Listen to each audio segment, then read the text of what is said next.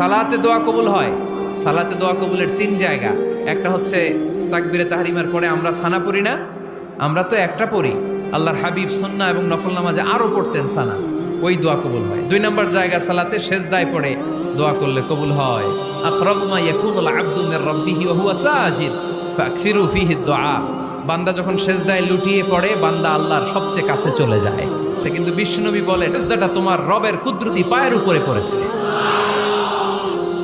সেজদায় পড়ে দোয়া করেন। সালাম ফিরানোর আগে বিশ্বনবী দোয়া করতেন, লা ইউসাল্লিমান্না আহাদুকুম হাত্তা ইয়াতাআওয়াযা মিন আরবা'a। আল্লাহর হাবিব বললেন, চার জিনিস থেকে পানাহ না আছে আমার কোন উম্মত যেন সালাম না ফিরায়। তারা যেন পড়ে, আল্লাহুম্মা ইন্নী আউযু বিকা মিন আযাবিল কবর, আউযু বিকা মিন আযাবি জাহান্নাম, আউযু বিকা মিন ফিতনাতিল মাহইয়া ওয়াল মামাত, আউযু বিকা মিন ফিতনাতিল মাসিহিদ দাজ্জাল। আল্লাহ কবরের আযাব থেকে বাঁচাও, আল্লাহ জাহান্নামের আগুন থেকে বাঁচাও, আল্লাহ জীবন